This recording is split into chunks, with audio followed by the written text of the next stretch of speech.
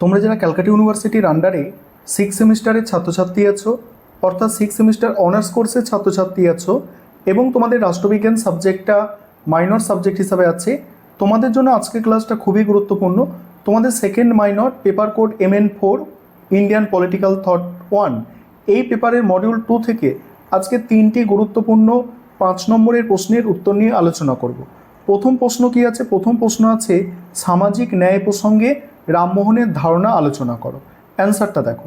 রাজা রামমোহন রায় ছিলেন ঊনবিংশ শতাব্দীর একজন অগ্রগণ্য সমাজ সংস্কারক ও চিন্তাবিদ, যিনি সামাজিক ন্যায়ের ধারণাকে ভারতীয় সমাজে প্রতিষ্ঠা করতে চেয়েছিলেন। তার চিন্তাধারায় সামাজিক ন্যায়ের মূল ভিত্তি ছিল মানবতাবাদ, যুক্তিবাদ এবং ধর্মীয় সহিষ্ণুতা। রামমোহনের মতে সমাজে ন্যায় প্রতিষ্ঠার জন্য প্রয়োজন ছিল জাতি, লিঙ্গ, ধর্ম নির্বিশেষে সকল মানুষের মর্যাদা ও অধিকারের স্বীকার করা। তিনি নারী পুরুষ সমান অধিকারে বিশ্বাস করতেন। সতীদাহ প্রথার বিরুদ্ধে তার দৃঢ় অবস্থান সামাজিক ন্যায়ের এক যুগান্তকারী উদাহরণ। তিনি নারীদের জীবনের অধিকার, শিক্ষা, সম্পত্তির অধিকারকে সামাজিক ন্যায়ের অপরিহার্য অঙ্গ হিসাবে দেখতেন। তিনি ধর্মীয় কুসংস্কার ও অন্ধবিশ্বাসের বিরুদ্ধে যুক্ত ও মানবিকতার ভিত্তিতে সংগ্রাম করেছিলেন। তার প্রতিষ্ঠিত ব্রাহ্ম সমাজ হিন্দু ধর্মের সংস্কার এনে এক ঈশ্বর বিশ্বাস, আত্মিক উন্নয়ন এবং নৈতিক ভিত্তিক সমাজ গঠনের পক্ষে ছিল।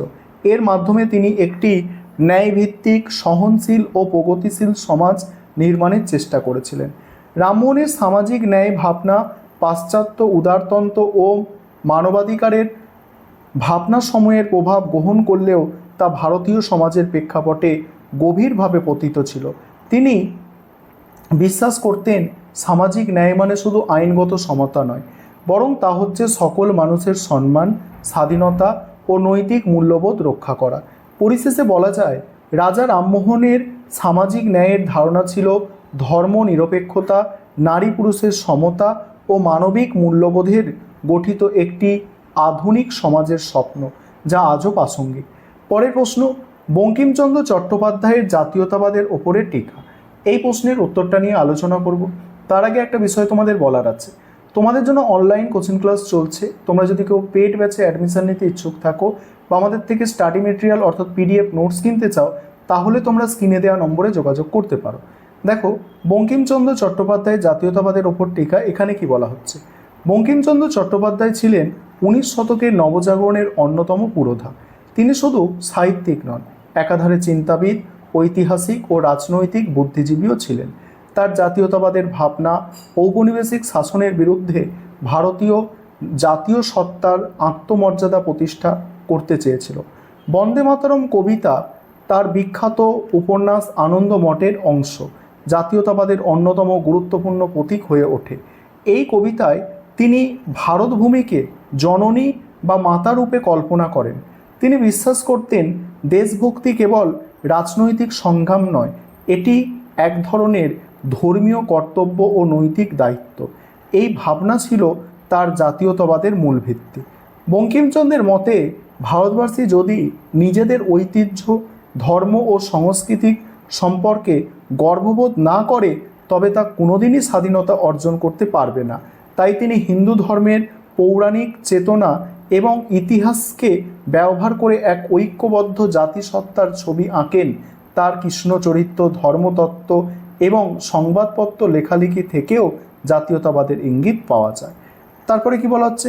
তবে তার জাতীয়তাবাদে হিন্দু সংস্কৃতির প্রবল উপস্থিতি থাকায় কিছু সমালোচক মনে করেন এতে মুসলিম জনগোষ্ঠীর প্রতিনিধিত্ব কিছুটা অবহেলিত হয়েছে। তবুও একথা অস্বীকার করা যায় না যে তিনি ভারতীয় জাতীয়তাবাদের ভিত্তি নির্মাণের অন্যতম পথপ্রদর্শক ছিলেন।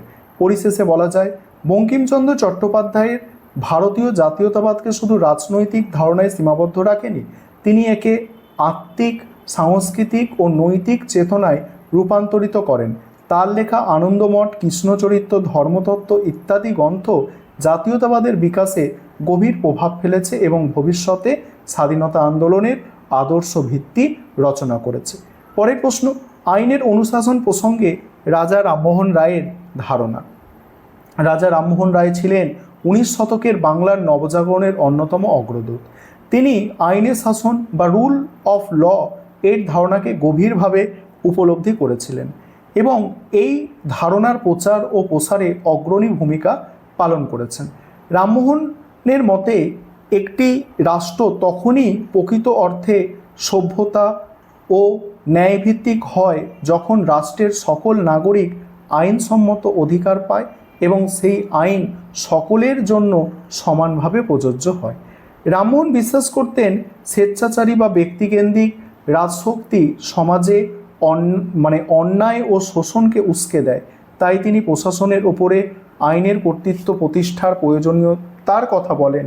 তার মতে আইন এমন একটি মানদণ্ড যা ব্যক্তি ও রাষ্ট্রের মধ্যে সম্পর্ককে ন্যায্যতা ও সমতার ভিত্তিতে স্থাপন করে।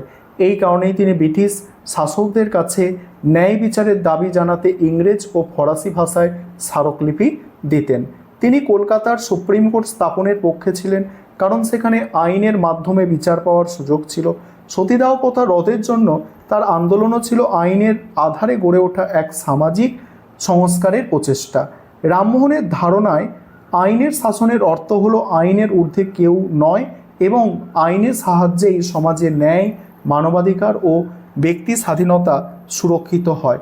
আর এই ধারণা পরবর্তীকালে ভারতীয় গণতন্ত্রের ভিত্তি নির্মাণে বিশেষ গুরুত্ব পায়। সুতরাং রামমোহনের আইনের অনুশাসনের ভাবনা আধুনিক ভারতীয় রাষ্ট্রচিন্তার অগ্রদূত হিসাবে বিবেচিত। এই ছিল তোমাদের 3টি গুরুত্বপূর্ণ মোস্ট ইম্পর্টেন্ট 5 নম্বরের প্রশ্নের উত্তর।